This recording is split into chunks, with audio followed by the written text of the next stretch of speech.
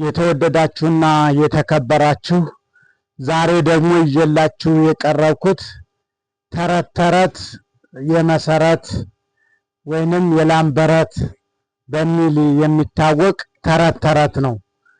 ቃሉ እንግዲህ ቋንቋው ልሳነ ግዕዝ ነው ማለት ነው። በግዕዝ እንዴት ተረት ተረት ማለት እንደምንችል ማለት ነው። ተውኔት ተውኔት የመሰረት ከሆነ ዘመሰረት ወይንም የላምበረት ከሆነ ዘላይም ቤት ብለን እንላለን ማለት ነው። ከዛ በኋላ ዋናው ተረት ውስተ ቤተ አሃዱ ብእሲ ህልዋን አሃዱ ከልብ ወአሃዱ አድግ ውእቶሙ። በአንድ ሰው ቤት ውስጥ የነበሩ አንድ ውሻና አንድ አህያ ነበሩ ይላል። ከልብኒ ይቤሎ ለአድግ በመዓልት ወበሌሊት እንዘ እጸርህ አአቅቦሙ ዘይሁቡኒ መብልዕየ ንስቲት ትራፈ እዶሙ ትራፈ እደዊሆሙ ይሆናል። ከመ ኢተርፎሙ አሃድር ጸዊምየ የሚል ነው። ምንድን ነው? ከልብ ታዲያ ውሻ ታዲያ ለአህያ አለው በሌሊትና በቀን እየጮኩ ጠብቃቸዋለሁ፣ ምግቤን የሚሰጡኝ ግን ትንሽ ከእጃቸው የተረፈ ነው፣ ከእጃቸው ካልተረፈ ግን ጾሜን አድራለሁ ብሎ ለአህያ ነገረው። ወአድግኒ ይቤሎ ለከልብ አሁንም ደግሞ አህያ ደግሞ ለውሻው እንዲህ አለው፣ እንበለ አቅሚ ጸዊርየ ጸዊርየ እይጥዕም ወይ ዘብጡኒ። እኔማ እንዲሁ ከአቅሜ በላይ ተሸክሜ አልቀምሰውም፣ ደግሞም ይደበድቡኛል ብሎ ተናገረ።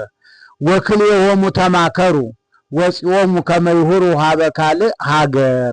ሁለቱም ወደ ሌላ ሀገር ወጥተው የሄዱ ዘንድ ተማከሩ ነው። ሁለቱም ተማከሩ ማና አህያና ውሻ ማለት ነው። ወእንዘ የሐውሩ ገዳመ ገዳመ በረሃ በረሃውን ወይንም ጫካ ጫካውን ሲሄዱም አድግኒ በገዳም ዘያፈቅሮ ሳይረ በሊኦ እስከ ይትነፋ ከርሱ በአብይ ቃል እንዘ ይጸርህ።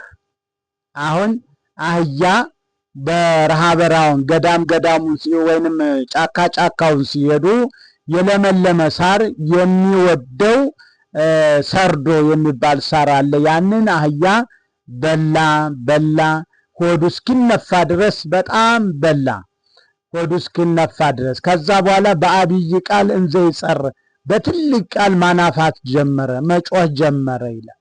ከልብኒ አርምም ከልብ ውሻም ደግሞ ዝም በል ዝኢብ ይመጽእ ብነ አለው። ዝም በል ጅብ ይመጣብናል እባክህ አለው። ወአድግ እያረምም እስመ ተቀብተተ ከርስየ ወእጸርህ አለው። አህያውም ምን አለው? ሆዴ ተነፍቷል፣ ሆዴ ጠግቧል፣ ስለዚህ መጮህ አለብኝ እጮሃለሁ ብሎ እምቢ አለው። ወዝኢብ ጽርሃ አድግ ሰምአ ወመጻ ጅብም የአህያን ጩኸት ሰምቶ ወዲያውኑ መጣ። ወአሃዞ ወበልኦ ለአድግ ይላል። ወዲያውኑ አህያውን ይዞ በላው ይላል። ከዛ በኋላ ወድሬው ነጸሮ ለከልብ ጅብም ከዛ በኋላ ወደ ኋላው መለስ ሲል ውሻውን አየው። ነጸሮ ለከልብ ወምንተ ትገብር አንተኑ አለው። አንተ ከዚህ ምን ትሰራለህ አለው።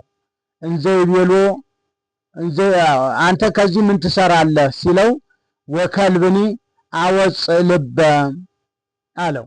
ልብ አውጭ ነኝ እኔ ብሎ ተናገረው። ወናሁ ነአ አውፅእ ልየ በሃሉ ና እስኪ አውጣልኝ አለው።